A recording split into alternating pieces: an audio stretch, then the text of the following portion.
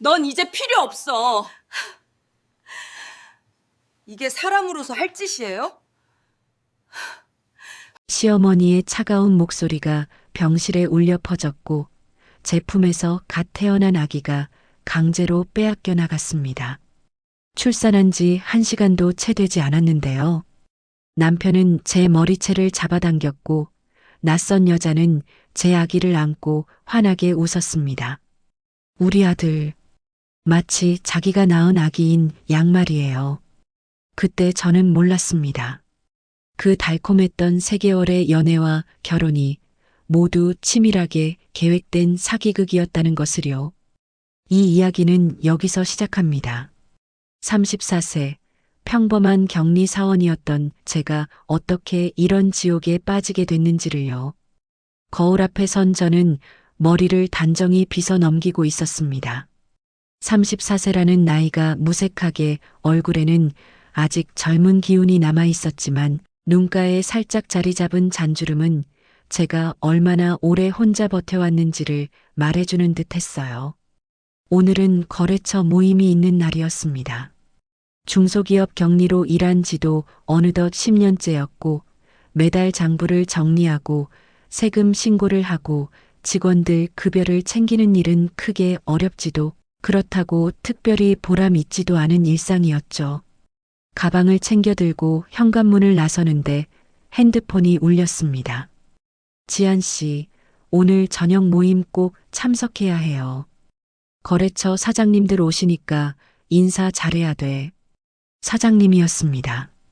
네, 알겠습니다. 짧고 간결한 대답이었어요. 저는 원래 이런 자리를 좋아하지 않았습니다. 술 냄새 나는 식당에서 억지 웃음을 지으며 인사를 건네는 일이 제게는 늘 피곤한 일이었지만 거절할 수도 없었죠. 월급쟁이의 숙명이었으니까요. 저녁 6시 회사 근처 한정식집에 도착했습니다. 이미 몇몇 사람들이 자리를 잡고 앉아 있었고 사장님이 손짓으로 저를 불렀어요. 지한 씨 왔어요? 여기 앉아요. 조용히 자리에 앉았습니다. 건너편에는 처음 보는 남자가 앉아 있었는데 깔끔한 와이셔츠에 얇은 뿔테 안경을 낀 그 남자는 미소를 지으며 가볍게 고개를 숙였어요. 안녕하세요. 강도연이라고 합니다. 윤지안입니다. 목소리가 차분했습니다. 그리고 무엇보다 눈빛이 따뜻했어요. 저는 그런 남자를 오랜만에 봤습니다. 보통 이런 자리에 오는 남자들은 시끄럽거나 건방지거나 둘 중 하나였는데 이 사람은 달랐어요. 식사가 시작되고 자연스럽게 대화가 오갔습니다. 도연 씨는 건설 자재 유통업체를 운영한다고 했는데 규모가 크지도 작지도 않다고 겸손하게 말했죠. 지한 씨는 격리 일을 하신다고요? 네. 별거 아닌 일이에요. 아니에요. 숫자 다루는 일이 얼마나 중요한데요. 저희 회사도 격리 담당자 덕분에 돌아가는 거예요. 그의 말투에는 진심이 묻어났습니다. 저는 묘한 기분이 들었어요. 누군가 제 일을 이렇게 인정해주는 사람이 있다는 게 낯설면서도 기뻤으니까요. 모임이 끝나고 제가 가방을 챙겨 일어서려는 순간이었습니다. 실례지만 연락처 좀 여쭤봐도 될까요? 도연 씨가 조심스럽게 물었습니다.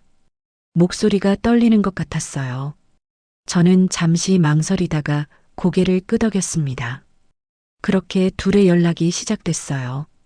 처음에는 간단한 문자였습니다. 잘 들어가셨냐는 인사, 날씨 이야기, 그런 것들이었죠. 그러다 일주일쯤 지나자 전화가 왔습니다. 지한 씨, 주말에 시간 되세요? 같이 영화 보러 갈래요? 저는 오랜만에 설레는 마음을 느꼈습니다. 사실 저는 연애 경험이 많지 않았어요. 늘 일에 치여 살았고 저 자신을 돌아볼 여유가 없었죠. 하지만 이번만큼은 달랐습니다. 데이트는 편안했어요. 도연 씨는 제 말을 잘 들어주었고 무엇보다 강요하지 않았습니다. 손을 잡을 때도 식사 메뉴를 정할 때도 모든 것이 제 의사를 먼저 물었어요. 제가 좀 서두르는 편이라서요. 천천히 가고 싶으면 말씀해 주세요. 그런 배려가 제 마음을 녹였습니다. 2달이 지났을 때였어요. 도연 씨는 저를 강변공원으로 데려갔습니다. 해가 막 지려는 시간이었고 석양이 한강을 붉게 물들이고 있었어요. 지한 씨, 도연 씨가 진지한 표정으로 저를 바라봤습니다. 그리고 주머니에서 작은 상자를 꺼냈어요. 저랑 결혼해 주시겠어요? 제 심장이 쿵 하고 내려앉았습니다. 너무 빠른 전개였어요. 하지만 동시에 이상하게도 거부감이 들지 않았습니다. 도연 씨의 눈빛은 진심으로 보였고 그의 손은 떨리고 있었어요. 저는 지한 씨를 정말 좋아해요. 제 곁에 있어 주세요. 눈물이 날 것 같았습니다. 34세 나이에 처음으로 누군가에게 이런 말을 들었으니까요. 네, 좋아요. 저는 천천히 고개를 끄덕였습니다.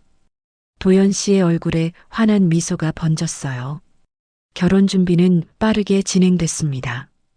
도연 씨는 예식장을 예약하고 신혼집도 알아봤어요. 모든 것이 순조로웠죠. 하지만 한 가지 이상한 점이 있었습니다. 여보, 시댁분들은 언제 뵐 수 있을까요? 조심스럽게 물었습니다. 결혼을 앞두고 있는데 아직 시부모님을 한 번도 만나지 못했거든요.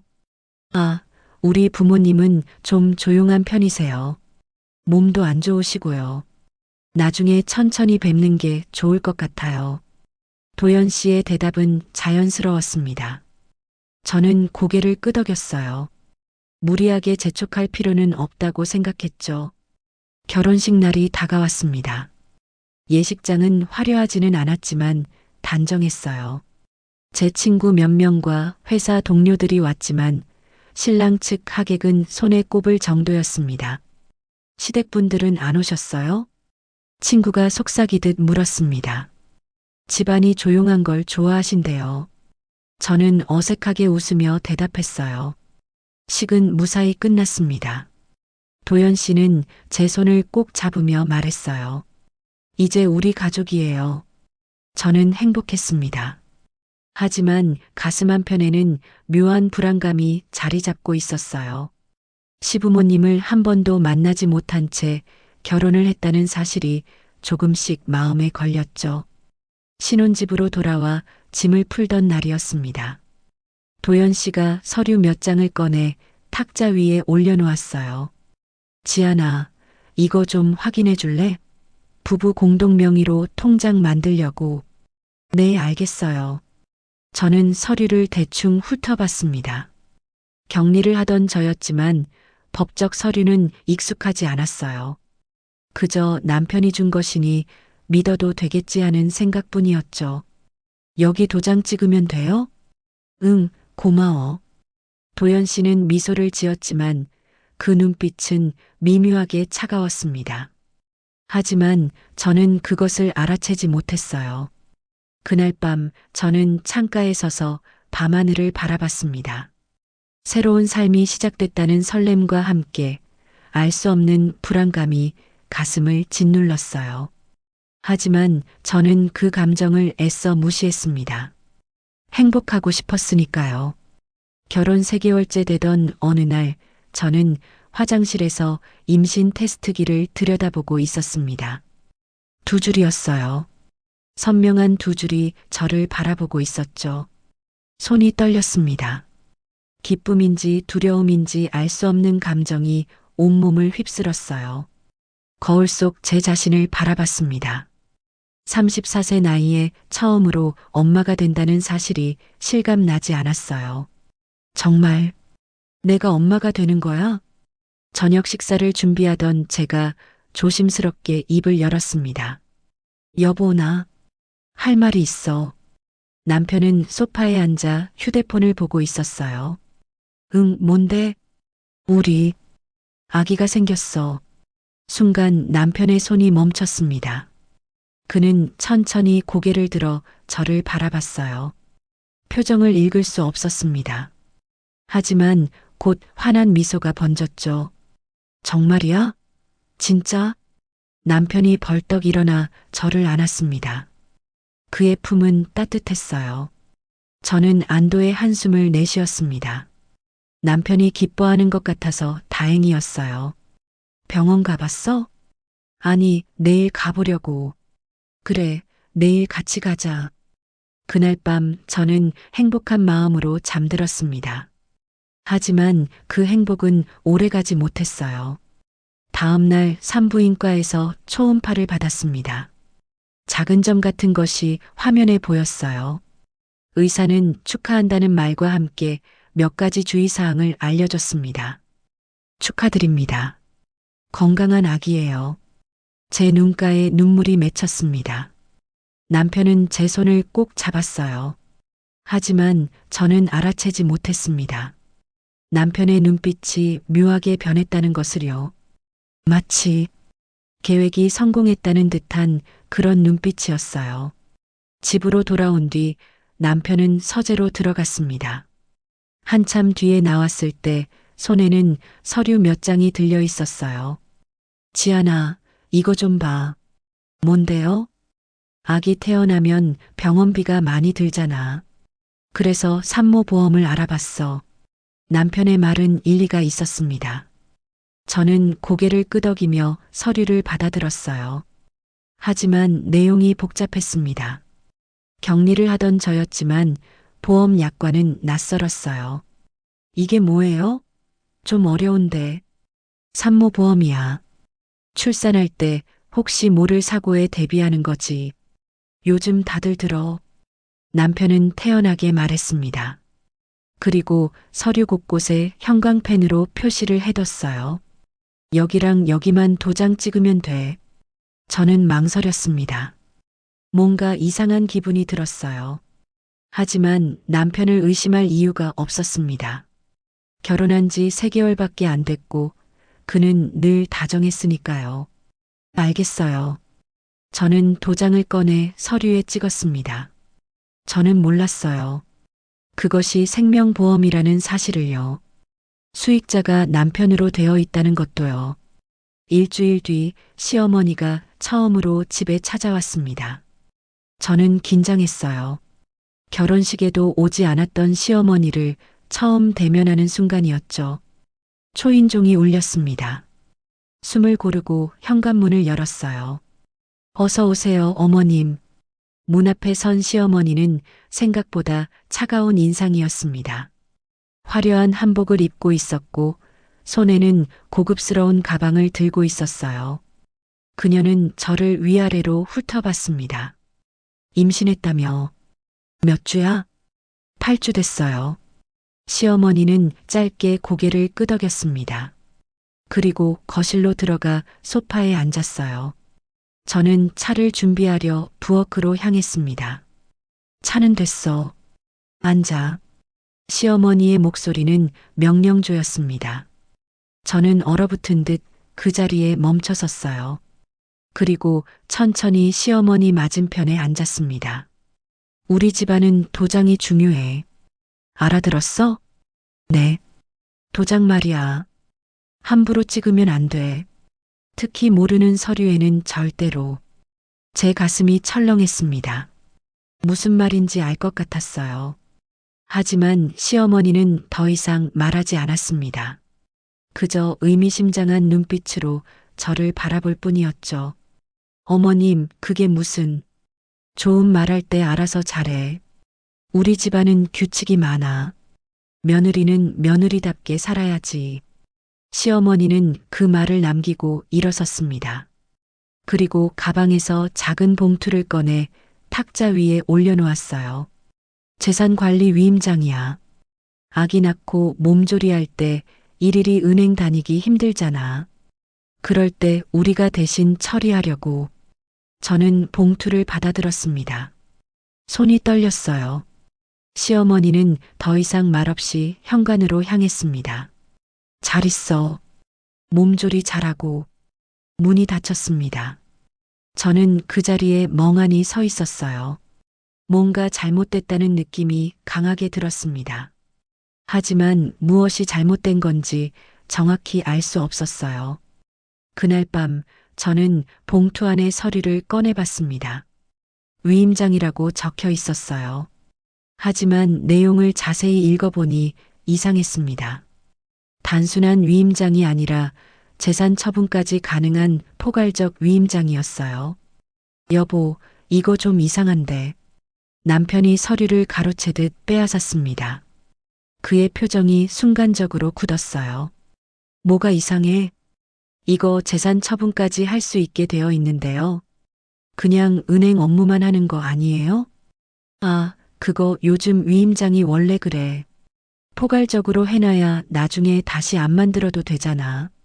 남편의 설명은 자연스러웠습니다. 하지만 제 불안감은 사라지지 않았어요. 그래도 한번 확인해 보고 싶은데. 확인은 무슨? 우리 엄마가 알아서 한 거야. 그냥 도장만 찍으면 돼. 남편의 목소리에 짜증이 섞여 있었습니다. 저는 움찔했어요. 결혼 후 처음으로 남편의 날카로운 말투를 들었죠. 알겠어요. 저는 더 이상 말하지 못했습니다. 임신 중이라 예민한 건가 싶기도 했고, 시댁과 남편을 의심하는 제 자신이 나쁜 며느리 같았어요. 결국 저는 도장을 찍었습니다. 두 번째였어요. 그리고 이것이 마지막이 아니라는 것을 저는 아직 몰랐습니다. 며칠 뒤 남편은 또 다른 서류를 들고 왔습니다. 이번엔 뭐예요? 아파트 명에 이전하려고. 세금 문제 때문에 공동 명의에서 내 명의로 바꿔야 한대. 명예 이전이요? 왜요? 취득세 중과 때문이야. 지금 안 바꾸면 나중에 세금 폭탄 맞아. 저는 고개를 가로저었습니다. 뭔가 점점 이상해지고 있었어요. 하지만 남편은 이미 서류를 펼쳐놓고 있었습니다. 빨리 찍어. 등기소 가야 돼. 잠깐만요. 제가 좀 읽어볼게요. 읽어서 뭐해? 어차피 부동산 모르잖아. 남편의 말이 가시처럼 박혔습니다. 저는 입술을 깨물었어요. 그리고 천천히 서류를 읽기 시작했습니다. 하지만 복잡한 법률 용어들이 저를 혼란스럽게 만들었어요. 여보, 정말 이거. 남편이 제 손을 잡았습니다. 눈빛은 다정했지만 어딘가 강압적이었어요. 우리 부부잖아. 나 믿어줘야지. 저는 결국 도장을 찍었습니다. 세 번째였어요. 그날 밤 저는 배를 쓰다듬으며 창밖을 바라봤습니다. 달빛이 희미하게 방 안을 비추고 있었어요. 아기는 제 뱃속에서 조용히 자라고 있었죠. 하지만 제 마음은 무거웠습니다. 뭔가 잘못되고 있다는 예감이 점점 강해졌어요. 침대에 누워 천장을 바라보는데 시어머니의 말이 떠올랐습니다. 도장 말이야. 함부로 찍으면 안 돼. 그런데 저는 이미 3번이나 도장을 찍었어요. 보험 서류, 재산 위임장, 아파트 명의 이전. 내가 뭔가 잘못한 걸까? 하지만 남편은 제 남편이에요. 부부인데 의심하는 게 이상한 거겠죠. 저는 스스로를 다독이며 눈을 감았습니다. 옆에서 남편의 규칙적인 숨소리가 들려왔어요. 평화로운 숨소리였습니다. 하지만 왜인지 그 소리가 오늘따라 낯설게 느껴졌어요. 마치 저와 다른 세상에 사는 사람의 숨소리 같았습니다. 뱃속의 아기가 살짝 움직였습니다. 작은 태동이었어요. 저는 배를 감싸 안으며 속삭였습니다. 우리 아가, 엄마가 지켜줄게. 걱정하지 마. 하지만 저는 아직 몰랐습니다. 제가 이미 덫에 걸렸다는 것을요.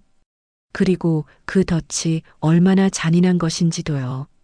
진통이 시작된 건 새벽 4시였습니다. 저는 배를 움켜쥐며 신음을 흘렸어요. 옆에서 자고 있던 남편을 깨웠습니다. 여보, 아파. 병원 가야 할 것 같아. 남편은 눈을 비비며 일어났습니다. 하지만 서두르는 기색이 없었어요. 마치 예상하고 있었던 것처럼 침착했죠. 알았어. 준비해. 저는 미리 싸둔 가방을 들고 현관으로 향했습니다. 몸이 무거웠어요. 배에서는 주기적으로 통증이 밀려왔습니다. 병원까지 가는 차 안에서 저는 남편의 손을 꼭 잡았습니다. 하지만 그의 손은 차갑게 식어 있었어요. 창밖만 바라보고 있었죠. 여보, 무서워. 괜찮아. 금방 끝나. 짧고 무뚝뚝한 대답이었습니다. 저는 불안했어요. 하지만 진통이 심해지면서 다른 생각을 할 여유가 없었습니다.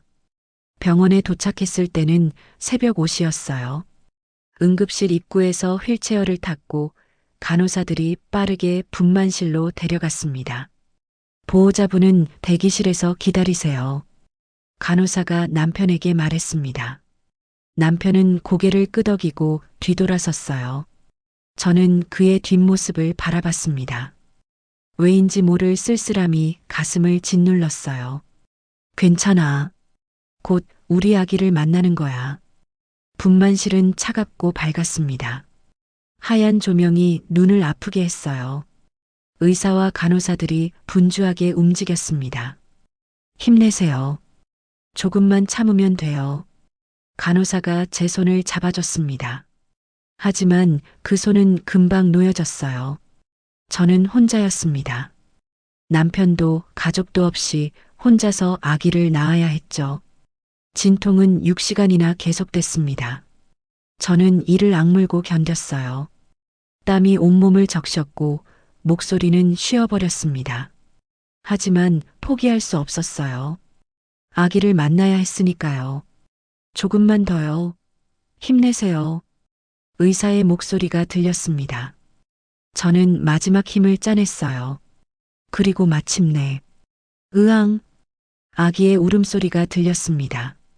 제 눈에서 눈물이 흘러내렸어요. 기쁨이었습니다. 안도였고 감격이었죠. 아들이에요. 축하드려요. 간호사가 작은 생명을 제 품에 안겨줬습니다. 따뜻했어요. 작고 연약한 숨결이 느껴졌습니다. 저는 아기의 얼굴을 들여다봤어요.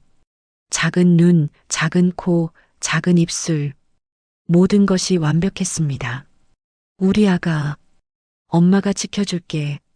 저는 아기에게 속삭였습니다. 이 순간만큼은 행복했어요. 세상에서 가장 행복한 엄마였습니다.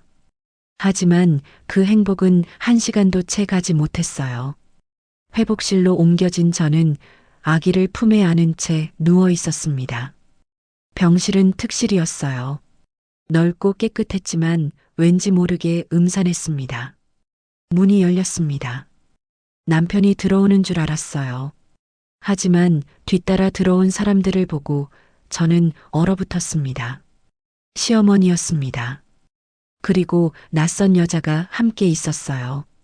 세련된 옷차림에 그 여자는 시어머니 옆에 붙어서 걸어왔습니다. 남편은 그 뒤를 따랐죠. 아기 잘 낳았네.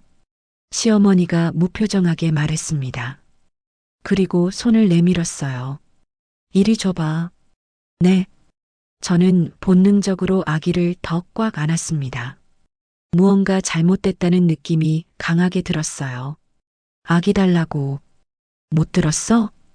시어머니의 목소리가 차갑게 식었습니다. 남편은 옆에서 팔짱을 끼고 서 있었어요. 아무 말도 하지 않았습니다. 어머님, 무슨 말씀이세요? 제 목소리가 떨렸습니다. 시어머니는 한숨을 쉬더니 냉소를 지었어요. 수고했어. 아이 낳느라. 내 역할은 이제 끝났어. 뭐? 라고요? 순간 제 머릿속이 하얗게 비었습니다. 무슨 말인지 이해할 수 없었어요. 꿈을 꾸는 것 같았습니다. 여보, 이게 무슨 소리예요? 저는 남편을 바라봤습니다. 하지만 그는 고개도 돌리지 않았어요. 낯선 여자가 남편의 팔을 자연스럽게 끼며 입을 열었습니다. 소개할게요. 전 차나래예요. 도연 씨 약혼녀. 약혼녀. 그 단어가 제 가슴을 찔렀습니다. 저는 남편을 다시 바라봤어요. 그제야 그가 입을 열었습니다. 지한 씨, 우리 결혼은 계약이었어요. 계약이라니.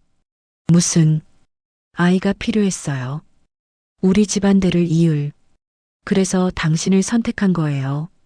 남편의 목소리는 냉정했습니다. 마치 업무 보고하듯 담담했어요. 저는 믿을 수 없었습니다. 아니야. 우리 사랑했잖아. 당신 날 사랑한다고. 사랑? 그런 게 어디 있어요? 다 연기였어. 제 눈에서 눈물이 쏟아졌습니다. 하지만 남편은 눈 하나 깜빡이지 않았어요. 아기 내놔요. 순순히 넘기면 위로금은 줄게요. 싫어요. 이건 내 아기예요. 저는 아기를 더 꽉 껴안았습니다. 하지만 시어머니가 다가왔어요. 그리고 거칠게 제 팔을 잡았습니다. 지금 당장 내놔. 안 돼요. 안 돼. 저는 소리쳤습니다. 하지만 시어머니는 힘으로 아기를 빼앗으려 했어요. 저는 저항했습니다. 온 힘을 다해 버텼죠. 그때였습니다. 남편이 다가와 제 머리채를 잡아당겼어요. 으악! 저는 비명을 질렀습니다. 순간적으로 힘이 빠졌고 시어머니가 아기를 낚아챘습니다. 안 돼요. 제발. 제 아기 돌려줘요. 저는 울부짖었습니다. 하지만 아무도 듣지 않았어요. 시어머니는 아기를 안고 나래에게 건넸습니다. 자, 내가 안아봐. 나래는 환하게 웃으며 아기를 받아 안았어요. 마치 자신의 아이인 것처럼요. 귀여워라. 우리 아들. 제 심장이 무너져 내렸습니다. 이건 악몽이었어요. 현실일 리 없었습니다. 당신, 미쳤어요. 이게 무슨 짓이에요? 저는 간신히 침대에서 내려와 비틀거리며 다가갔습니다. 하지만 남편이 저를 밀쳤어요. 가만히 있어. 더 추해지기 전에. 저는 바닥에 쓰러졌습니다. 갈비뼈 부근이 욱신거렸어요. 하지만 아픔보다 더 큰 고통은 마음에 있었습니다. 제발, 제발, 아기만은. 저는 무릎을 꿇고 애원했습니다. 하지만 시어머니는 코웃음을 쳤어요. 어차피 넌 법적으로도 아무 권리 없어. 위임장에 도장 찍었잖아. 그거 재산만 넘기는 게 아니야. 친권 포기 각서도 들어 있었어. 뭐? 라고요? 내가 멍청해서 잘 됐지. 덕분에 일이 쉬워졌어. 시어머니는 그 말을 남기고 돌아섰습니다. 나래는 아기를 안은 채 저를 내려다봤어요. 승리한 듯한 미소를 지으며요. 수고하셨어요. 대리모 역할. 세 사람이 병실을 나갔습니다. 문이 닫히는 소리가 크게 울렸어요.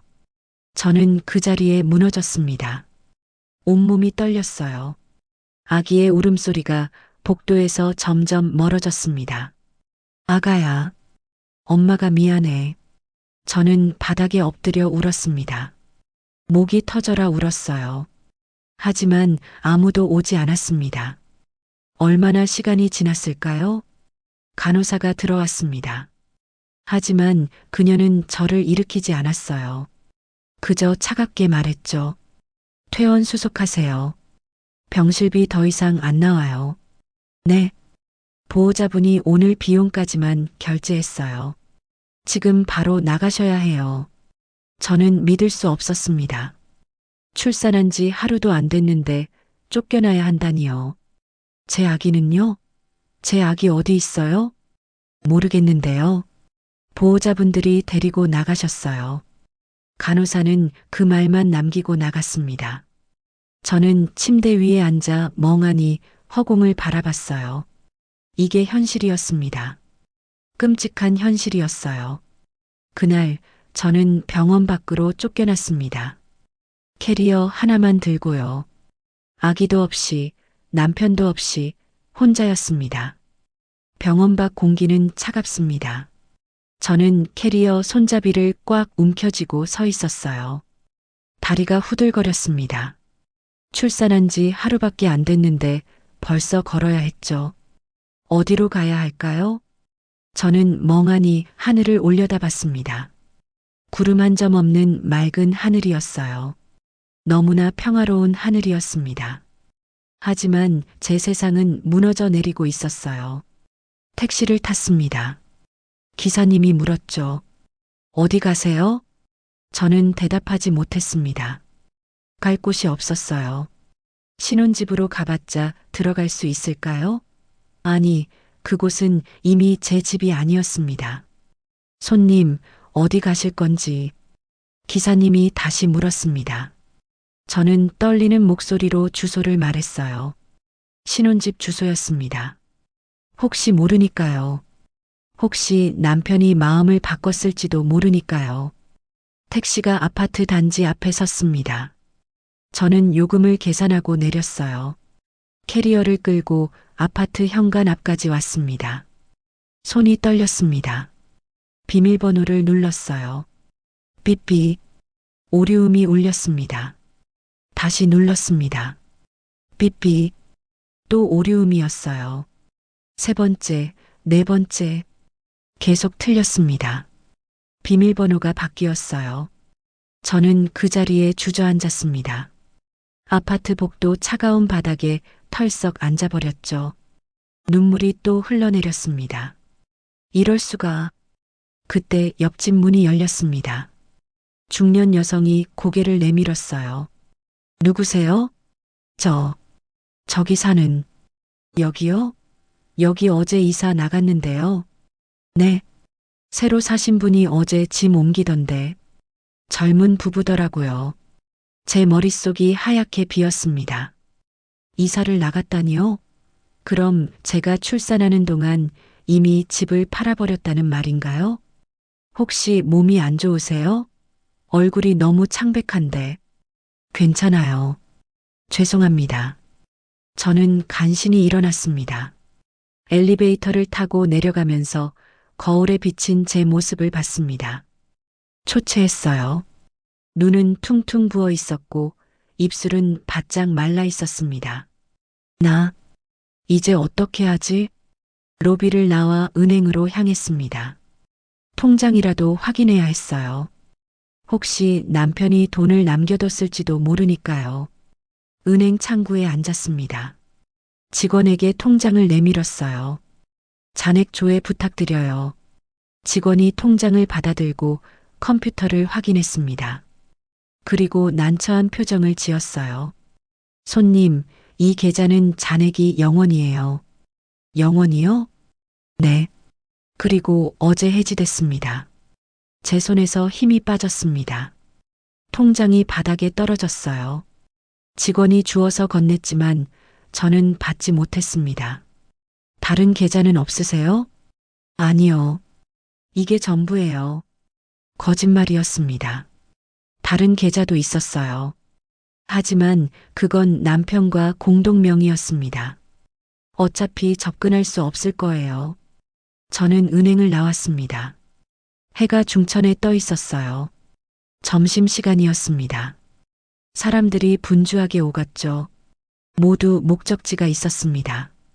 하지만 저에겐 아무것도 없었어요. 오후 2시쯤 됐을까요? 저는 동네 찜질방 앞에 서 있었습니다. 입장료는 1만 원이었어요. 지갑을 열어보니 현금이 3만 원 남아 있었습니다. 카드는 어차피 남편 명의였죠. 입장 한 분이요. 입구를 지나 신발을 벗었습니다. 옷을 갈아입고 찜질방 안으로 들어갔어요. 따뜻했습니다. 여러 사람들이 누워 쉬고 있었죠. 저는 구석 자리를 찾아 누웠습니다. 딱딱한 나무 베개에 머리를 기댔어요. 온몸이 욱신거렸습니다. 특히 갈비뼈 부근이 심하게 아팠어요. 남편이 밀쳤을 때 부딪힌 곳이었죠. 눈을 감았습니다. 하지만 잠이 오지 않았어요. 머릿속으로 온갖 생각이 스쳐 지나갔습니다. 왜 나한테 이런 일이 생긴 걸까? 저는 평범하게 살았어요. 남에게 해를 끼친 적도 없었습니다. 열심히 일하고 성실하게 살았죠. 그런데 왜 이렇게 됐을까요? 아기 얼굴이 떠올랐습니다. 작고 따뜻했던 무게감이 아직도 팔에 남아 있었어요. 엄마라고 불러보지도 못했습니다. 이름도 짓지 못했어요. 우리 아가. 저는 중얼거렸습니다. 눈물이 또 흘러나왔어요. 소리 없이 울었습니다. 옆 사람들이 들을까봐 손으로 입을 막았죠. 밤이 깊어갔습니다. 찜질방은 점점 어두워졌어요. 사람들은 하나둘 자리에 누워 잠들었습니다. 저는 천장을 바라봤습니다. 형광등이 희미하게 빛나고 있었어요. 휴대폰을 켰습니다. 새벽 3시였어요. 문자 메시지가 하나 와 있었습니다. 남편이었죠. 다시는 연락하지 마. 우리 가족에게 접근하면 법적 조치 취할 거야. 짧고 냉정한 문장이었습니다. 저는 휴대폰을 꽉 움켜쥐었어요. 화면이 금방이라도 깨질 것 같았습니다. 법적 조치. 그 말이 머릿속을 맴돌았어요. 저는 법에 대해 잘 몰랐습니다. 하지만 한 가지는 알았어요. 제가 서명한 서류들이 문제라는 것을요. 위임장, 보험, 명의 이전. 그 모든 것이 계획된 일이었습니다. 그렇게 쉽게 당할 순 없어. 저는 작게 중얼거렸습니다. 분노가 치밀어 올랐어요. 슬픔보다 더 강한 감정이었습니다. 아기를 되찾아야 했어요. 그리고 빼앗긴 모든 것을 돌려받아야 했습니다. 저는 주먹을 꽉 쥐었어요. 다음 날 아침 저는 일찍 일어났습니다. 세수를 하고 거울을 봤어요. 여전히 초췌했지만 눈빛만큼은 달랐습니다. 결연했어요. 찜질방을 나와 가장 먼저 간 곳은 구청이었습니다. 등기부등본을 떼러 갔어요. 아파트가 언제 명에 이전됐는지 확인해야 했습니다. 서류를 받아들고 내용을 확인했어요. 명의 이전 날짜는 제가 출산하기 이틀 전이었습니다. 제가 모르는 사이에 이미 집이 팔려 있었던 거예요. 이걸 증거로 쓸 수 있을까? 저는 서류를 가방에 넣었습니다. 그리고 다음 목적지로 향했어요. 무료 법률 상담소였습니다. 상담소는 좁고 낡은 건물 2층에 있었어요. 계단을 올라가는데 다리가 후들거렸습니다. 하지만 멈출 수 없었어요. 문을 열고 들어갔습니다. 접수 데스크에 젊은 여직원이 앉아 있었어요. 상담 예약하셨어요? 아니요. 급한 일이라서요. 그럼 대기해야 해요. 한두 시간 정도 걸릴 수 있는데. 괜찮아요. 기다릴게요. 저는 대기실 의자에 앉았습니다. 옆에는 다른 사람들도 앉아 있었어요. 모두 어두운 표정이었습니다. 각자의 사연이 있겠죠. 1시간 반쯤 지났을 때 이름이 불렸습니다. 윤지연 씨? 저는 일어나 상담실로 들어갔어요. 책상 너머 젊은 남자가 앉아 있었습니다. 안경을 쓴 그는 따뜻하게 미소 지었어요. 안녕하세요. 변호사 장태경입니다. 무슨 일로 오셨어요? 저는 숨을 깊이 들이마셨습니다. 그리고 입을 열었어요. 제 아기를 빼앗겼어요.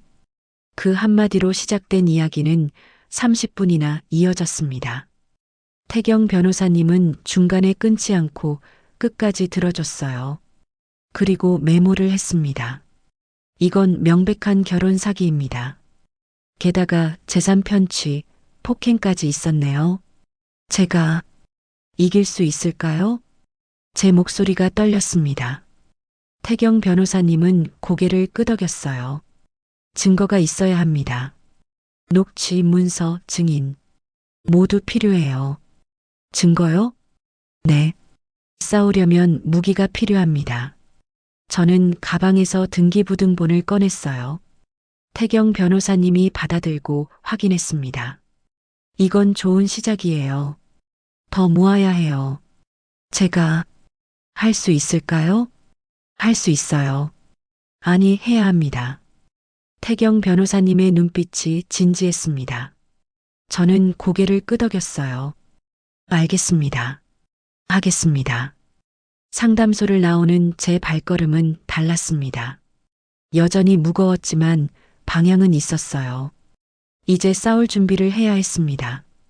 태경 변호사님은 메모지에 뭔가를 적어 제게 건넸습니다. 해야 할 일들이 빼곡히 적혀 있었어요. 1. 진단서 발급 마이너스 갈비뼈 타박상 증명. 2. 거래 내역서 마이너스 은행에서 발급. 3. 출생 증명서 마이너스 병원 방문. 4. 녹음 마이너스 상대방과 통화 시 모든 내용 녹음. 5.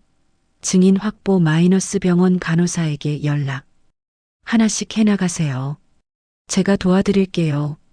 감사합니다. 저는 메모지를 꽉 쥐었습니다. 손이 떨렸지만 포기할 수 없었어요.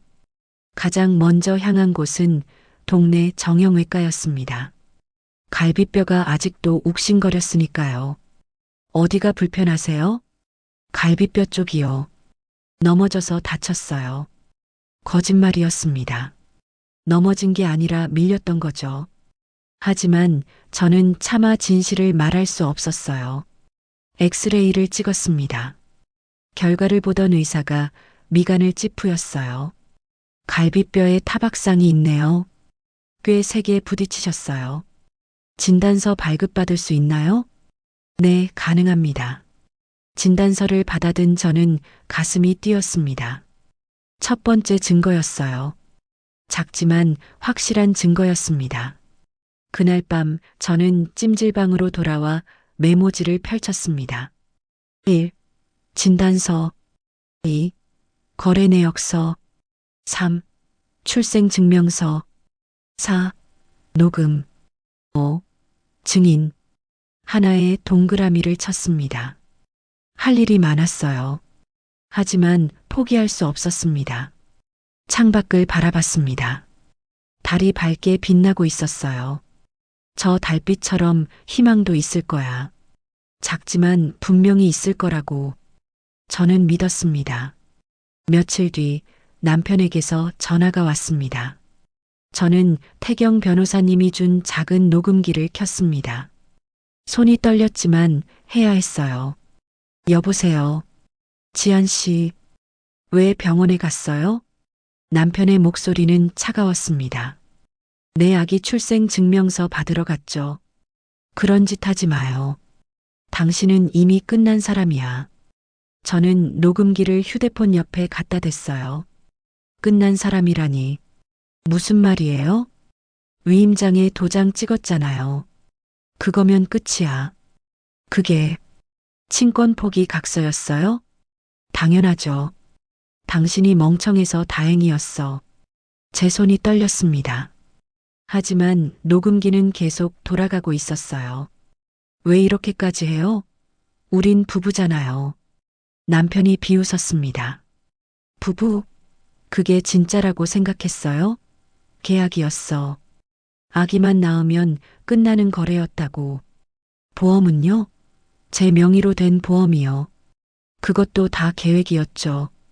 당신 없어지면 보험금 받을 수 있으니까. 저는 숨이 막혔습니다. 하지만 녹음은 계속돼야 했어요. 그럼 나래 씨는요? 처음부터 알고 있었던 거예요? 당연하죠. 나래가 내 진짜 사랑이야. 당신은 그냥 도구였어. 전화가 끊어졌습니다. 저는 녹음기를 멈췄어요. 손이 부들부들 떨렸습니다. 분노와 슬픔이 동시에 밀려왔어요. 하지만 동시에 안도감도 들었습니다. 녹음됐어. 남편이 직접 인정했습니다. 계획된 사기였다고. 보험금을 노렸다고요. 저는 녹음기를 꽉 쥐었습니다. 네 번째 증거였어요. 그것도 결정적인 증거였습니다. 이제 싸울 수 있어. 저는 작게 중얼거렸습니다. 다음 날 아침 저는 태경 변호사님에게 연락했습니다. 변호사님, 녹음했어요. 정말요? 어떻게요? 남편이 전화했어요. 그래서 녹음기를 켜고 유도했죠. 대단해요. 내용은 어때요? 계획된 사기였다고 직접 말했어요. 보험금 얘기도 나왔고요. 전화 너머로 태경 변호사님이 안도하는 소리가 들렸어요. 이제 싸울 수 있어요. 충분한 증거가 모였습니다. 정말이요? 네. 이제 고소장을 쓸 차례예요. 제 눈에서 눈물이 흘러내렸습니다. 기쁨의 눈물이었어요. 드디어 싸울 준비가 끝났습니다. 하지만 그날 저녁 예상치 못한 일이 벌어졌습니다. 새벽 3시쯤 됐을까요? 휴대폰이 울렸습니다. 태경 변호사님이었어요. 지한 씨, 뉴스 보셨어요? 아니요. 무슨 일인데요? 큰일이에요. 차나래가 방송에 나왔어요. 제 손이 멈췄습니다. 가슴이 철렁 내려앉았어요. 방송이요? 네. 육아 토크쇼였어요. 아기를 데리고 나와서 자기 아들이라고 소개했어요. 저는 휴대폰을 귀에서 떼고 인터넷을 검색했습니다. 포털 사이트 메인 화면에 기사가 떠 있었어요. 모델 차나래, 등남 소식 공개. 행복한 육아 중. 사진도 있었습니다. 나래가 아기를 안고 환하게 웃고 있었어요. 제 아기였습니다. 제가 낳은 아기였죠. 이게 무슨... 제 목소리가 떨렸습니다. 시청자들이 의심하기 시작했어요. 임신 사실도 없었고 출산 기록도 없다고요. 정말이요? 네. 인터넷 커뮤니티가 난리 났어요. 대리모 아니냐는 의혹이 퍼지고 있어요. 저는 기사 댓글을 읽기 시작했습니다. 이 사람 임신한 적 없잖아요. 갑자기 애가 어디서 나온 거예요? 출산 인증 없이 애만 들고 나오는 거 수상함. 대리모 쓴 거 아니야? 요즘 연예인들 그런다잖아. 댓글은 수백 개가 달려 있었어요. 사람들이 의심하고 있었습니다. 변호사님, 이거 기회예요. 여론이 우리 편으로 기울고 있어요. 태경 변호사님의 목소리가 진지했습니다. 하지만 어떻게 해야 하죠? 언론에 알려야 해요. 진실을 밝혀야 합니다. 제가 나서야 하나요? 아직은 아니에요. 제가 아는 기자가 있어요. 탐사보도 전문이죠. 다음 날 태경 변호사님은 기자를 만났습니다. 배세영이라는 40대 여성 기자였어요. 그녀는 사회부 베테랑이었습니다. 이 사건 제대로 취재하고 싶어요. 세영 기자님이 노트북을 열며 말했습니다. 태경 변호사님은 제 사건을 설명했어요. 세영 기자님은 꼼꼼히 메모했습니다. 증거 자료 있나요? 녹음 파일, 병원 기록, 증인 진술서까지요. 세영 기자님의 눈빛이 빛났습니다. 이건 특종감인데요. 취재 시작해도 될까요? 당사자 동의가 필요해요.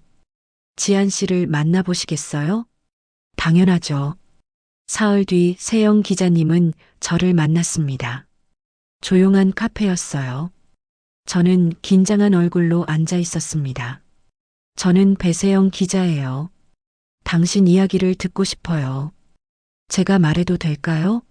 물론이에요. 진실은 밝혀져야 해요. 저는 천천히 이야기를 시작했습니다. 남편을 만난 것부터 결혼, 임신, 출산, 그리고 아기를 빼앗긴 그날까지요. 세영 기자님은 한마디도 놓치지 않고 기록했어요. 2시간이 지났습니다. 제 이야기가 끝났어요. 세영 기자님은 노트를 덮으며 말했습니다.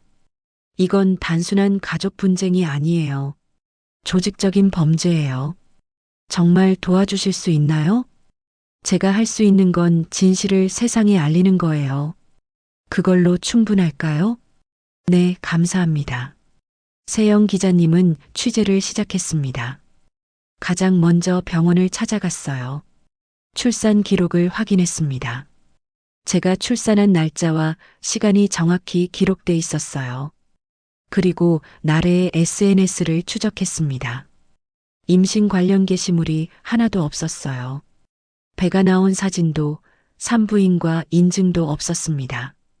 대신 출산 이틀 전까지 날씬한 몸매로 행사에 참석한 사진이 있었죠. 이건 명백해요. 세영 기자님은 확신했습니다. 그리고 남편의 사업체도 조사했어요. 건설 자재 유통업체라고 했지만 실제로는 부실 기업이었습니다. 빚이 산더미였어요. 그 사람 사업 실패했어요. 빚 때문에 쫓기고 있었죠. 태경 변호사님이 저에게 전화했습니다.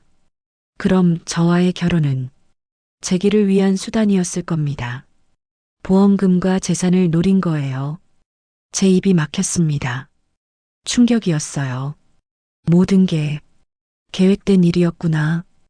일주일 뒤 기사가 나왔습니다. 주요 언론사 메인 페이지에 떴어요. 모델 차날에 친모 아니었다. 결혼 사기 의혹까지. 기사는 상세했습니다. 제 출산 기록, 병원 증언, 나래의 SNS 분석까지 포함돼 있었어요. 그리고 남편의 사업 실패와 보험 사기 의혹도 다뤘습니다. 반응은 폭발적이었습니다. 기사가 올라간 지 1시간 만에 조회수 100만을 넘었어요. 댓글도 쏟아졌습니다. 이게 무슨 막장 드라마예요? 진짜 친모가 따로 있었네. 윤지한 씨 너무 불쌍해요. 출산하자마자 아기 빼앗기다니. 차날의 완전 사기꾼이네. 방송국은 뭐 하는 거야? 강도연도 같이 처벌받아야 해요. 이런 인간들이 있다니. 법이 제대로 심판해야 해요. 여론이 들끓었습니다.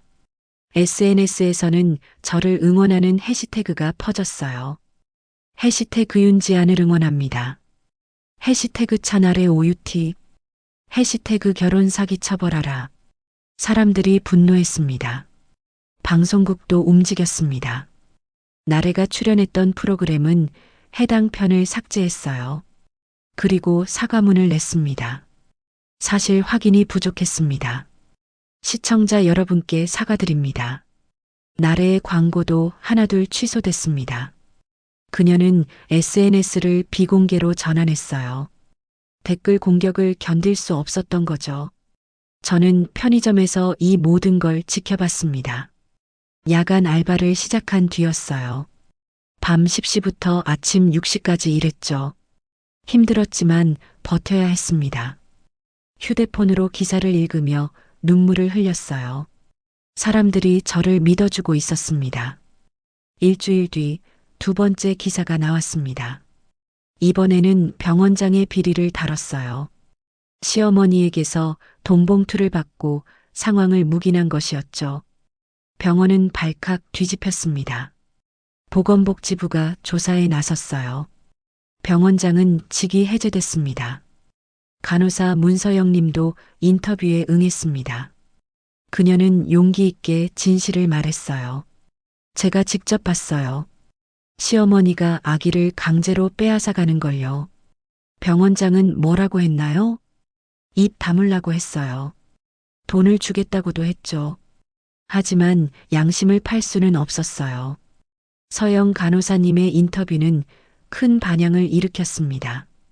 사람들은 그녀를 용기 있는 증인이라고 칭찬했어요. 한 달이 지났습니다. 여론은 완전히 제 편이 됐어요. 청와대 국민청원 게시판에도 글이 올라왔습니다. 윤지한 씨의 아기를 되찾아 주세요. 법이 이런 사기꾼들을 처벌해야 합니다. 청원 동의자는 10만 명을 넘었습니다. 저는 이 모든 것이 꿈만 같았습니다. 혼자였던 제가 이제는 혼자가 아니었어요. 수많은 사람들이 응원하고 있었습니다. 어느 날 세영 기자님에게서 연락이 왔습니다. 지한 씨, 인터뷰 요청이 많아요. 하실 생각 있으세요? 인터뷰요? 네. 당신의 목소리를 직접 들려줘야 해요. 제가 나가도 될까요? 물론이에요. 두려워하지 마세요. 저는 결심했습니다. 이제는 숨지 않을 거예요. 당당히 나서서 진실을 말할 거였습니다. 방송 녹화 당일 저는 떨리는 마음으로 스튜디오에 들어갔습니다. 아침 토크쇼였어요. 진행자가 따뜻하게 맞이했습니다. 지한 씨, 오늘 나와주셔서 감사합니다. 많은 분들이 당신의 이야기를 기다리고 계세요. 감사합니다. 힘든 시간을 보내셨죠? 지금은 어떠세요? 행복하고 싶습니다. 제 아기와 함께요. 같은 상황에 처한 분들께 하고 싶은 말씀이 있다면요? 저는 카메라를 똑바로 바라봤습니다. 포기하지 마세요. 진실은 반드시 이깁니다. 힘들어도 끝까지 싸우세요. 인터뷰가 방송됐습니다. 시청률은 10%를 넘었어요. 많은 사람들이 제 이야기를 들었습니다. 그리고 드디어 재판 날이 다가왔습니다. 태경 변호사님이 전화했습니다. 지한 씨, 기소 결정 났어요. 정말요? 네. 다음 달에 첫 재판 열립니다. 저는 주저앉았습니다. 편의점 창고 바닥에 털썩 앉아버렸어요. 눈물이 쏟아졌습니다. 기쁨의 눈물이었죠. 이제 법정에서 싸울 수 있어. 끝까지 함께 할게요. 감사합니다. 정말 감사합니다. 전화를 끊은 저는 한참을 울었습니다. 너무 길고 힘든 시간이었어요. 하지만 드디어 끝이 보였습니다. 재판을 한 달 앞둔 어느 날 저는 편의점에서 야간 근무를 하고 있었습니다. 새벽 4시쯤 됐을까요? 손님이 거의 없는 시간이었어요. 진열대를 정리하며 생각에 잠겼습니다. 곧 법정에 서야 한다는 사실이 실감나지 않았어요. 태경 변호사님과 만나 재판 준비를 했습니다. 법정에서는 감정을 다스리는 게 중요해요. 침착하게 진술해야 합니다. 알겠습니다. 판사님은 증거를 보고 판단할 겁니다. 우리는 준비를 잘했어요. 책상 위에는 증거들이 쌓여 있었습니다. 녹음 파일, 진단서, 거래 내역서, 진료 기록, 증인 진술서, 모든 것이 갖춰졌습니다. 이 정도면 이길 수 있을까요? 이길 수 있어요. 아니, 이겨야 합니다. 태경 변호사님의 눈빛이 단호했습니다. 재판 당일 저는 새벽 5시에 일어났습니다. 찜질방 세면대에서 얼굴을 씻으며 거울을 봤어요. 초췌했지만 눈빛만큼은 또렷했습니다. 오늘이 바로 그날이야. 태경 변호사님이 준비해준 옷을 입었습니다. 검은색 정장이었어요. 단정하고 깔끔했습니다. 머리를 빗으며 심호흡을 했어요. 할 수 있어. 반드시 이겨야 해. 아침 8시 법원 앞에서 태경 변호사님을 만났습니다. 준비됐어요? 네, 준비됐습니다. 긴장되죠? 태경 변호사님이 제 어깨를 가볍게 두드렸습니다. 잘할 수 있어요. 진실은 우리 편이니까요. 법원 로비는 사람들로 붐볐습니다. 기자들이 카메라를 들고 서 있었어요. 저를 보자마자 플래시가 터졌습니다. 윤지한 씨, 오늘 재판 어떻게 될 것 같으세요? 한마디만 해주세요. 태경 변호사님이 저를 감싸며 기자들을 막았습니다. 재판 끝나고 말씀드리겠습니다. 법정으로 들어갔습니다. 방청석은 이미 가득 차 있었어요. 기자들, 시민들, 그리고 저를 응원하러 온 사람들이었습니다. 간호사 문서영 님도 보였어요. 그녀가 작게 손을 흔들었습니다. 저는 원고석에 앉았습니다. 심장이 두근거렸어요. 손이 차갑게 식었습니다. 그때 반대편 문이 열렸습니다. 남편이 들어왔어요. 뒤따라 시어머니와 차나래도 들어왔습니다. 세 사람 모두 무표정했어요. 저는 그들을 바라봤습니다. 몇 달 만에 보는 얼굴들이었어요. 남편은 저와 눈이 마주치자 고개를 돌렸습니다. 나래는 오히려 도발적으로 저를 쳐다봤어요. 전원 기립. 법정 집행관의 목소리가 울렸습니다. 모두가 일어섰어요. 판사가 입장했습니다. 50대 중반의 여성 판사였어요. 엄숙한 표정이었습니다. 착석하세요. 모두가 자리에 앉았습니다. 판사가 서류를 펼쳤어요. 원고 윤지안, 피고 강도연, 오말숙, 차나래. 사건 번호 2025가 합산만 4567, 결혼 사기 및 재산 편취, 폭행, 친권 침해 사건입니다. 판사의 목소리가 법정에 울렸습니다.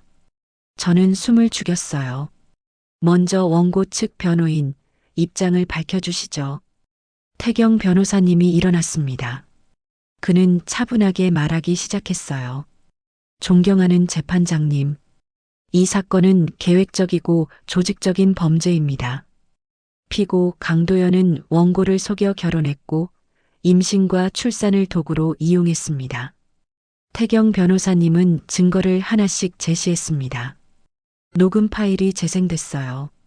법정에 남편의 목소리가 울렸습니다. 계약이었어. 아기만 낳으면 끝나는 거래였다고. 방청석에서 웅성거림이 일었습니다. 판사가 망치를 두드렸어요.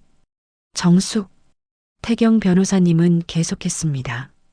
그리고 이것은 거래 내역서입니다. 출산 이틀 전 원고명의 계좌에서 1,000만 원이 인출됐습니다. 원고는 이 사실을 몰랐습니다. 이것은 위임장입니다. 피고는 이것이 단순한 은행 업무 위임장이라고 속였습니다. 하지만 실제로는 재산 처분권과 친권까지 포함된 포괄적 위임장이었습니다. 증거가 계속 제시됐습니다. 진단서, 병원 기록, 등기부등본까지요. 마지막으로 증인이 있습니다. 문서영 간호사님이 증인석에 섰습니다. 선서를 하고 자리에 앉았어요. 증인은 사건 당일 무엇을 목격했습니까? 출산 직후 병실에서 피고 오말숙이 원고의 머리채를 잡고 아기를 빼앗는 것을 봤습니다. 피고 강도연은 원고를 밀쳤고 원고는 바닥에 넘어졌습니다. 병원장의 역할은요? 병원장은 피고 오말숙에게서 봉투를 받았습니다. 그리고 상황을 묵인했습니다. 방청석이 다시 술렁했습니다. 판사가 메모를 했어요. 피고 측 변호인 변론하시죠. 남편 측 변호사가 일어났습니다. 50대 남성이었는데 날카로운 인상이었어요. 재판장님, 원고의 주장은 과장됐습니다. 위임장은 합법적으로 작성됐고 원고가 자발적으로 서명했습니다. 녹음 내용도 맥락을 봐야 합니다. 감정이 격해진 상태에서 나온 말일 뿐입니다. 그리고 아기는 현재 안정적인 환경에서 잘 자라고 있습니다. 원고는 경제적으로 불안정하며 육아 능력이 검증되지 않았습니다. 제 가슴이 찢어지는 것 같았습니다. 육아 능력이 없다니. 제가 낳은 아기인데. 태경 변호사님이 다시 일어났습니다. 피고 측 주장은 억지입니다. 원고가 경제적으로 불안정한 이유가 무엇입니까? 피고들이 모든 재산을 빼앗았기 때문입니다. 그리고 육아 능력은 검증의 문제가 아닙니다. 친모의 권리입니다. 판사가 손을 들었습니다. 원고 본인 진술을 듣겠습니다. 원고 증인석으로 나오세요. 저는 떨리는 다리로 일어났습니다. 증인석까지 걸어가는 게 힘들었어요. 하지만 포기할 수 없었습니다. 선서를 했습니다. 떨리는 손으로 선서문을 읽었어요. 저는 양심에 따라 숨김없이 사실대로 말하고 만일 거짓말이 있으면 위증의 벌을 받기로 맹세합니다. 판사가 저를 바라봤습니다. 원고는 피고 강도연과 어떻게 만났습니까? 거래처 모임에서 만났습니다. 그는 따뜻하고 다정했습니다. 저는 그를 믿었습니다. 결혼 결정은 빨랐다고요? 네. 3개월 만에 프로포즈를 받았습니다. 저는 행복했습니다. 임신 사실을 알았을 때는요? 기뻤습니다. 제 아이가 생긴다는 게 너무 좋았어요. 제 목소리가 떨렸습니다. 눈물이 나려고 했지만 참았어요. 출산 당일 무슨 일이 있었습니까? 아기를 낳고 처음 안았을 때 세상에서 가장 행복했습니다. 하지만 1시간도 안 돼서 빼앗겼어요. 누가 빼앗았습니까? 시어머니와 남편 그리고 저 사람이요. 저는 나래를 가리켰습니다. 나래는 고개를 돌렸어요. 그때 기분이 어땠습니까? 죽고 싶었습니다. 세상이 무너지는 것 같았어요. 제 눈에서 눈물이 흘러내렸습니다. 더 이상 참을 수 없었어요. 제 아기예요. 제가 10달을 품고 고통 속에서 낳은 제 아기란 말이에요. 제 목소리가 법정에 울려 퍼졌습니다. 방청석에서 흐느끼는 소리가 들렸습니다. 판사도 표정이 굳어졌어요. 원고 진정하세요. 자리로 돌아가도 됩니다. 저는 증인석에서 내려왔습니다. 다리에 힘이 없었어요. 태경 변호사님이 부축했습니다. 판사가 피고들을 바라봤습니다. 피고 강도연 증인석으로 나오세요. 남편이 일어났습니다. 여전히 무표정했어요. 피고는 원고와의 결혼이 계획적이었다는 걸 인정합니까? 아닙니다. 저도 사랑했습니다. 그럼 녹음 파일의 내용은 무엇입니까? 감정이 격해서 한 말입니다. 진심이 아니었습니다. 판사가 눈을 가늘게 떴습니다. 그럼 보험은요? 원고 명의로 가입한 생명보험 말입니다. 그건 만약을 대비한 것입니다. 출산은 위험하니까요. 수익자가 피고 본인인 이유는요? 남편이 말을 막혔습니다. 변명거리를 찾는 듯 했어요. 부부니까 당연한 거 아닙니까? 당연하지 않습니다. 출산보험이라면 산모나 아기가 수익자여야 합니다. 판사의 목소리가 차갑게 식었습니다. 피고 솔직히 말하세요. 원고를 이용한 겁니까? 아닙니다. 그럼 왜 출산 직후 아기를 빼앗았습니까? 왜 원고를 쫓아냈습니까? 남편은 대답하지 못했습니다. 판사가 한숨을 쉬었어요. 자리로 돌아가세요. 몇 시간의 심리가 이어졌습니다. 증거와 증인, 변론과 재변론이 오갔어요. 저는 지쳐갔지만 끝까지 버텼습니다. 오후 4시 판사가 말했습니다. 오늘 심리는 여기까지입니다. 판결은 2주 후에 선고하겠습니다. 망치 소리가 울렸습니다. 재판이 끝났어요. 법정을 나오는 제 다리가 휘청거렸습니다. 태경 변호사님이 부축했어요. 잘하셨어요. 정말 잘하셨어요. 이길 수 있을까요? 이길 겁니다. 판사님 표정 봤죠? 우리 편이었어요. 기자들이 몰려들었습니다. 저는 카메라 앞에 섰어요. 저는 제 아기를 되찾고 싶습니다. 그게 전부입니다. 짧은 말이었지만 진심이 담겨 있었어요. 그날 밤 저는 찜질방으로 돌아왔습니다. 온몸이 무거웠어요.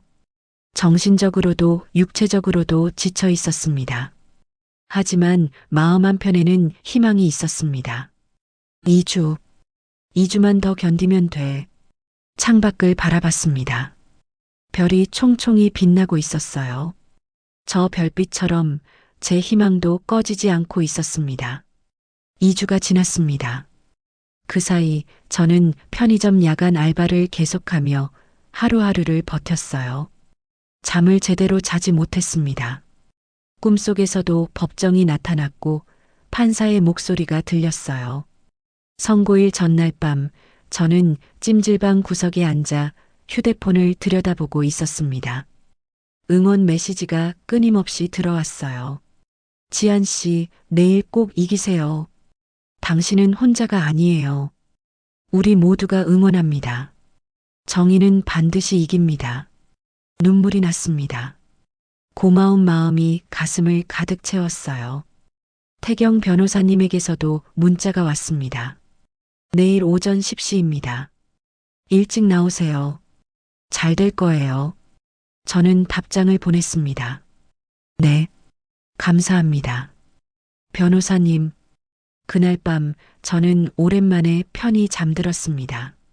선고일 아침 저는 새벽 6시에 일어났습니다. 세수를 하고 거울을 봤어요. 얼굴은 여전히 초췌했지만 눈빛만큼은 흔들림이 없었습니다. 오늘 드디어 끝이 나는구나. 검은색 정장을 입고 머리를 단정히 빗었습니다. 립스틱을 살짝 바르고 거울 속 제 모습을 다시 한번 바라봤어요. 할 수 있어. 반드시 이긴다. 찜질방을 나와 법원으로 향했습니다. 오전 9시 30분, 법원 앞은 이미 사람들로 가득했습니다. 기자들뿐만 아니라 저를 응원하러 온 시민들도 많았어요. 손팻말을 든 사람들도 보였습니다. 윤지안을 응원합니다. 정의는 반드시 승리한다. 저는 그 광경을 보고 멈춰 섰습니다. 가슴이 벅차올랐어요. 태경 변호사님이 저를 발견하고 손을 흔들었습니다. 지안 씨, 이쪽이에요. 저는 사람들 사이를 지나 태경 변호사님에게로 갔습니다. 준비됐어요? 네, 준비됐습니다. 떨리죠? 많이요. 태경 변호사님이 제 손을 꽉 잡았습니다. 지금까지 잘해왔어요. 오늘도 잘 될 겁니다. 법정으로 들어갔습니다. 방청석은 지난번보다 더 많은 사람들로 채워져 있었어요. 간호사 문서영님, 세영 기자님, 그리고 제가 알지 못하는 많은 사람들이 앉아 있었습니다. 저는 원고석에 앉았습니다. 심장이 터질 것처럼 뛰었어요. 반대편 문이 열렸습니다. 남편, 시어머니, 나래가 들어왔습니다. 세 사람 모두 지난번보다 훨씬 초췌해 보였어요.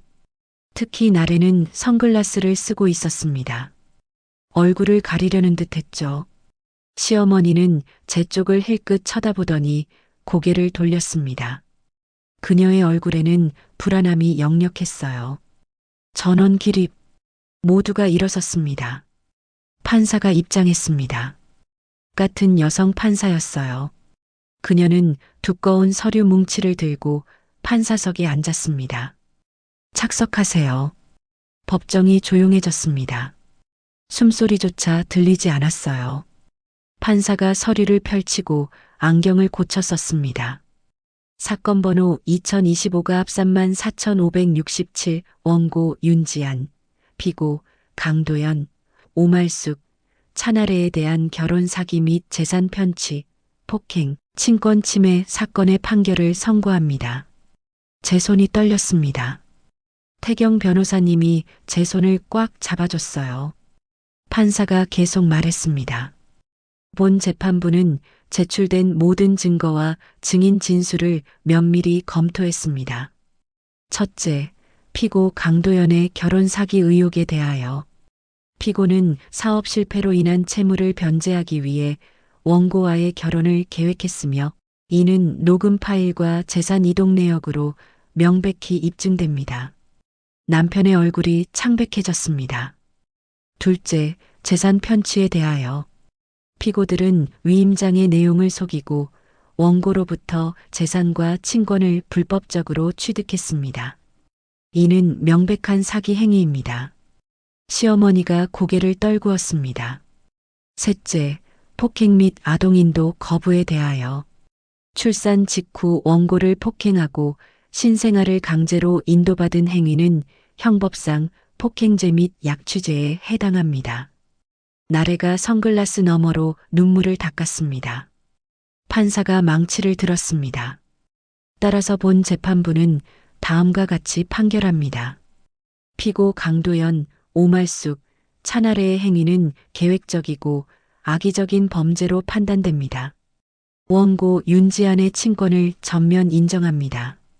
그 순간 제 눈에서 눈물이 쏟아져 내렸습니다.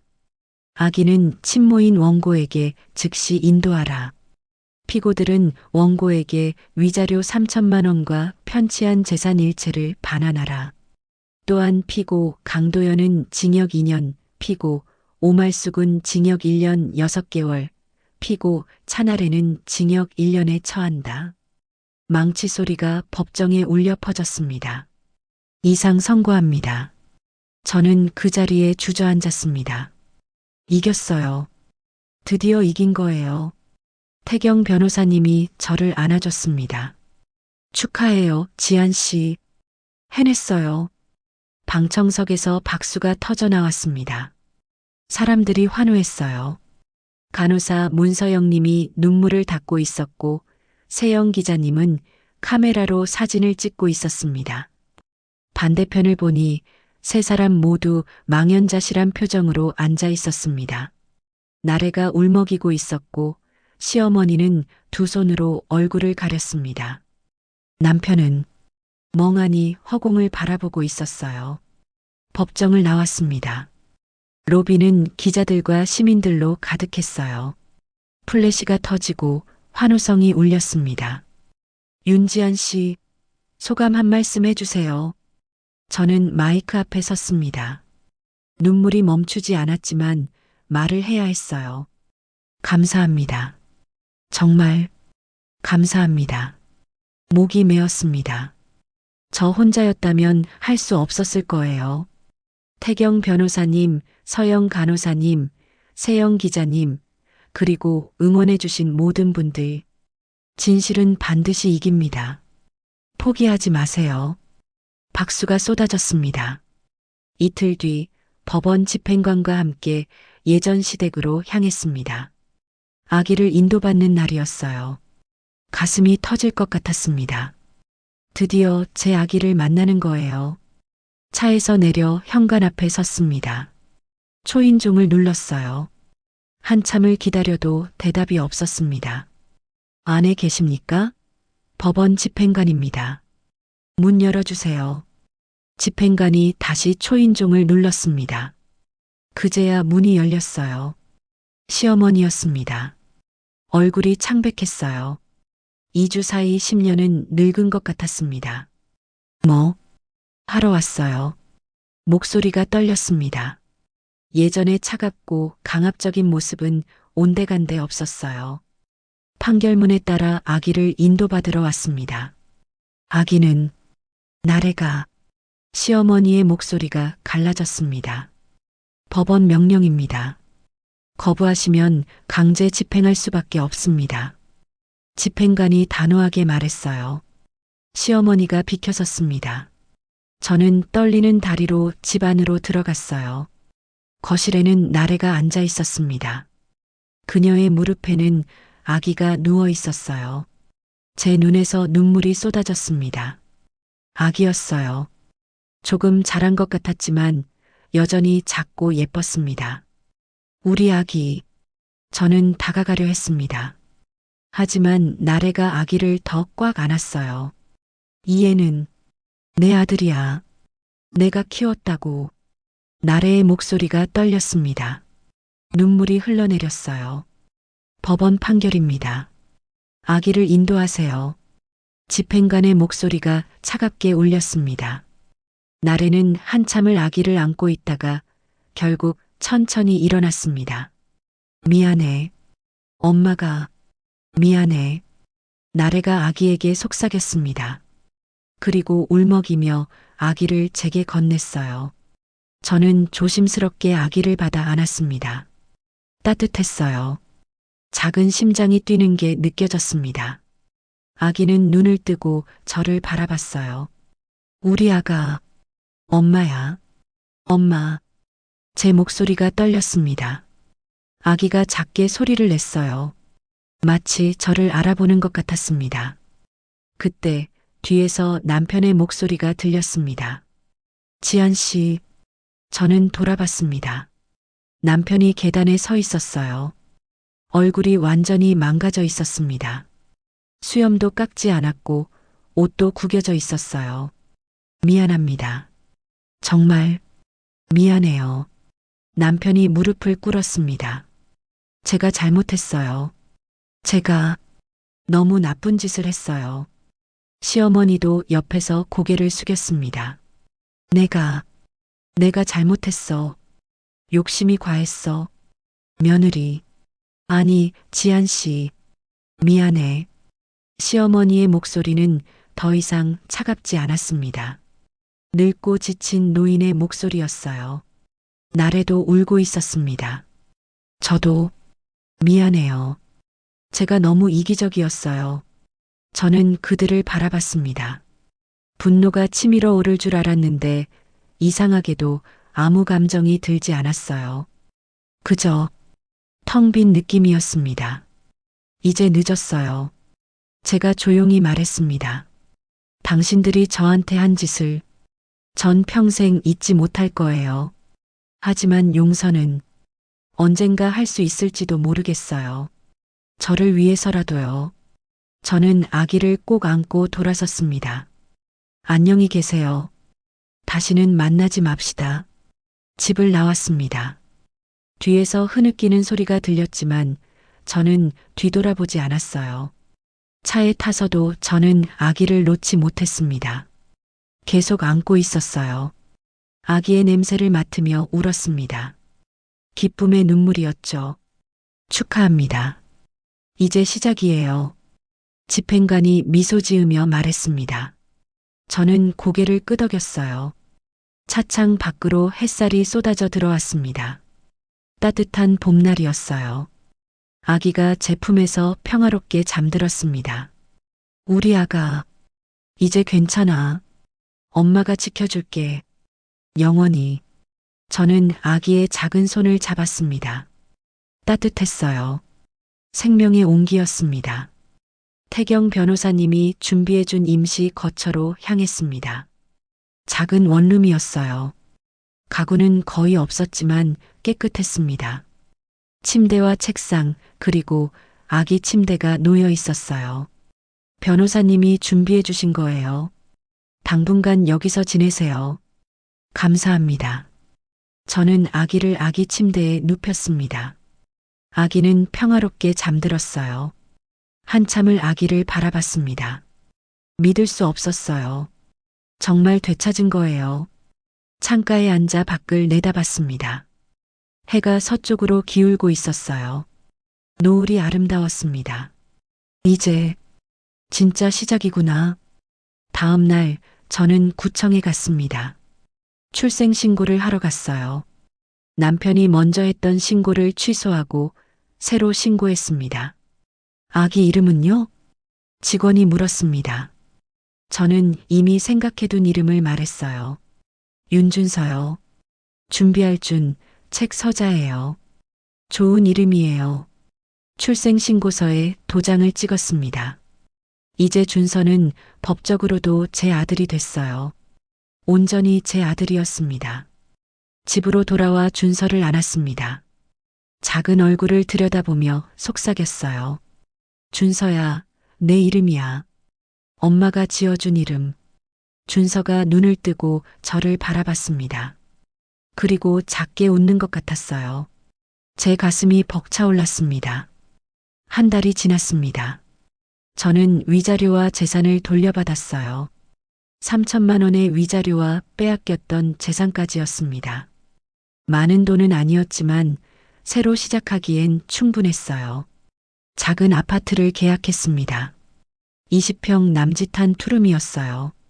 창문이 커서 햇빛이 잘 들었습니다. 저는 가구를 하나씩 들여놓으며 집을 꾸몄어요. 준서 방에는 예쁜 벽지를 발랐습니다. 하늘색 벽지에 구름 무늬가 있었어요. 아기 침대와 장난감도 샀습니다. 우리 집이야, 준서야. 이제 여기서 살 거야. 저는 준서를 안고 창가에 섰습니다. 해가 밝게 빛나고 있었어요. 따뜻한 햇살이 두 사람을 감싸 안았습니다. 거실 벽에는 준서의 첫 사진을 걸었습니다. 병원에서 처음 안았을 때의 사진이었어요. 그 사진을 볼 때마다 가슴이 아팠지만 동시에 제가 얼마나 강해졌는지도 느낄 수 있었습니다. 어느 날 배세영 기자님에게서 연락이 왔습니다. 지안 씨, 인터뷰 요청이 많아요. 하실 생각 있으세요? 인터뷰요? 네. 당신의 이야기를 듣고 싶어 하는 사람들이 많아요. 특히 같은 처지에 있는 분들이요. 저는 망설였습니다. 하지만 곧 결심했어요. 하겠습니다.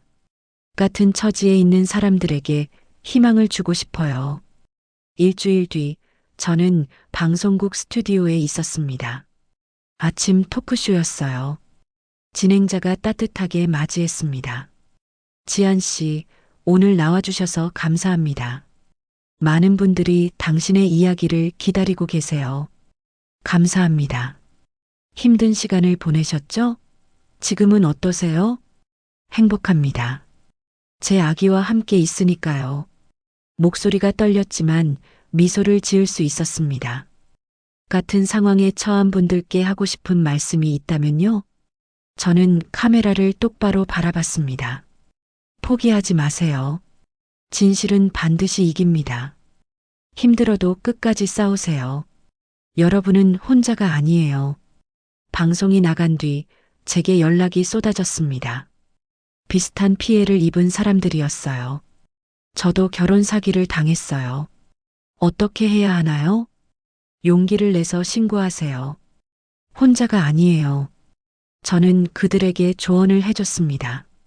태경 변호사님을 소개해주기도 했어요.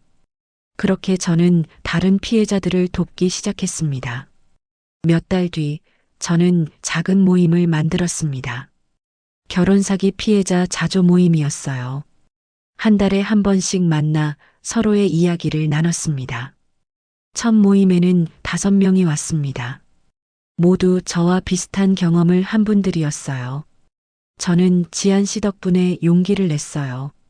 한 여성이 말했습니다. 저도요. 지한 씨가 없었으면 포기했을 거예요. 다른 여성도 고개를 끄덕였습니다. 우리 모두 함께 이겨낸 거예요. 서로가 서로에게 힘이 됐어요. 저는 미소 지었습니다. 모임은 점점 커졌어요. 2달 뒤에는 10명이 넘었고 석 달 뒤에는 20명이 넘었습니다. 우리는 서로를 위로하고 법률 정보를 나누고 함께 싸워나갔습니다. 1년이 지났습니다. 준서는 돌이 됐어요. 작은 파티를 열었습니다. 친구들과 태경 변호사님, 간호사 문서영님, 세영 기자님도 왔어요. 준서는 돌상 앞에서 실을 잡았습니다. 장수를 의미하는 실이었어요. 준서야, 건강하게 오래오래 살렴. 사람들이 박수를 쳤습니다. 저는 준서를 안고 케이크에 촛불을 껐습니다. 준서가 웃으며 손뼉을 쳤어요. 그 모습이 너무나 사랑스러웠습니다. 지한 씨, 정말 대단해요. 태경 변호사님이 제 옆에 섰습니다. 변호사님 덕분이에요. 변호사님이 없었으면 여기까지 오지 못했을 거예요. 아니에요. 지한 씨가 포기하지 않았기 때문이에요. 저는 고개를 끄덕였습니다. 서영 간호사님도 다가왔어요. 준서 정말 많이 컸네요. 건강하게 잘 자라고 있어요. 간호사님 덕분에 준서를 되찾을 수 있었어요. 정말 감사해요. 당연한 일을 했을 뿐이에요. 서영 간호사님이 미소 지었습니다. 파티가 끝나고 저는 준서를 재웠습니다. 그리고 창가에 섰어요. 밤하늘에 별이 총총히 빛나고 있었습니다. 지난 1년이 주마등처럼 스쳐 지나갔어요. 고통스러웠지만 이겨냈습니다. 혼자였지만 많은 사람들의 도움으로 다시 일어섰어요. 그리고 지금 저는 행복했습니다. 준서의 방으로 돌아갔습니다. 아기 침대에서 평화롭게 자고 있는 준서를 바라봤어요. 작은 손가락이 꿈틀거렸습니다. 저는 준서의 손을 살짝 잡았습니다. 따뜻했어요. 준서가 꿈속에서 웃는 것 같았습니다. 준서야, 엄마가 지켜줄게. 우리 앞으로 행복하게 살자. 저도 미소 지었습니다. 며칠 뒤 저는 예상치 못한 편지를 받았습니다. 시어머니에게서 온 편지였어요. 손이 떨렸지만 저는 편지를 열었습니다. 지한 씨에게 이 편지를 쓰는 것조차 부끄럽습니다. 내가 당신에게 한 짓을 생각하면 용서를 구할 자격조차 없다는 걸 압니다. 하지만 이 말만은 꼭 하고 싶었어요. 미안합니다. 정말 미안합니다. 욕심에 눈이 멀어 당신의 인생을 망쳤습니다. 당신의 아이를 빼앗았습니다. 감옥에 있는 동안 매일 후회했어요. 만약 시간을 되돌릴 수 있다면 당신을 며느리로, 아니 딸처럼 대했을 거예요. 준서를 잘 키워주세요. 그 아이는 당신의 아들이고 당신만이 진짜 엄마입니다. 당신의 행복을 빕니다. 오말숙. 저는 편지를 읽고 한참을 멍하니 앉아 있었습니다. 눈물이 났습니다. 분노의 눈물이 아니라 복잡한 감정의 눈물이었어요. 용서할 수 있을까요? 아직은 잘 모르겠습니다. 하지만 언젠가는 제 마음의 평화를 위해서라도 용서할 수 있을 거라고 믿었습니다. 편지를 서랍에 넣었습니다. 언젠가 준서가 크면 이 이야기를 해줄 날이 올지도 모르겠습니다. 2년이 지났습니다. 준서는 3살이 됐어요. 이제 말도 잘하고 걸음도 잘 걸었습니다. 엄마. 준서가 저를 향해 뛰어왔습니다. 저는 준서를 안아 올렸어요. 우리 준서, 오늘 유치원 어땠어? 좋았어요. 친구들이랑 놀았어요. 준서가 환하게 웃었습니다. 저는 준서의 머리를 쓰다듬었어요. 이렇게 행복할 수 있구나. 저는 이제 작은 사무실을 얻었습니다. 결혼사기 피해자 지원센터라는 이름이었어요. 태경 변호사님과 함께 운영했습니다. 많은 사람들이 찾아왔습니다. 저는 그들에게 제 이야기를 들려주고 용기를 주고 법률 상담을 연결해줬습니다. 지한 씨, 당신 덕분에 제 인생을 되찾았어요. 한 여성이 눈물을 흘리며 말했습니다. 아니에요. 당신이 포기하지 않았기 때문이에요. 저는 그녀의 손을 잡았습니다. 어느 봄날 오후 저는 준서와 함께 공원을 걷고 있었습니다. 벚꽃이 만개해 있었어요. 바람이 불 때마다 꽃잎이 흩날렸습니다. 준서가 꽃잎을 잡으려고 뛰어다녔어요. 엄마 예뻐요. 그래, 정말 예쁘구나. 저는 벤치에 앉아 준서를 바라봤습니다. 햇살이 따뜻했어요. 봄바람이 부드럽게 불었습니다.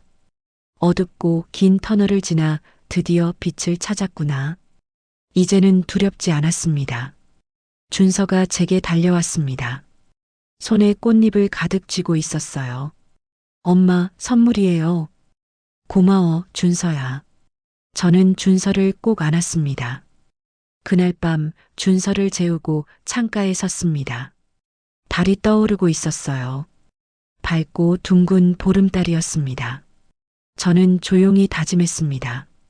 이제 내가 우리 인생을 지킨다. 누구도 다시는 우리를 해치지 못하게. 그리고 준서 곁으로 돌아갔습니다. 아들의 평화로운 얼굴을 바라보며 속삭였어요. 준서야, 엄마는 너를 위해 싸웠어. 그리고 이겼어. 이제 우리는 행복할 거야. 영원히. 창문 너머로 새벽이 밝아오고 있었습니다. 새로운 날의 시작이었어요. 지안과 준서의 새로운 인생이 펼쳐지고 있었습니다. 5년이 흘렀습니다. 준서는 8살이 됐어요. 초등학교 2학년이었습니다. 저는 이제 비영리 단체를 운영하고 있었습니다. 결혼 사기와 가정 폭력 피해자들을 돕는 일이었어요. 많은 사람들이 저를 찾아왔고 저는 그들에게 희망을 전했습니다. 포기하지 마세요. 진실은 반드시 이깁니다. 어느 날 준서가 물었습니다. 엄마, 아빠는 어디 있어요? 저는 준서를 무릎에 앉히고 말했습니다. 준서야, 엄마가 이야기해 줄게. 엄마가 너를 만나기까지의 이야기를요.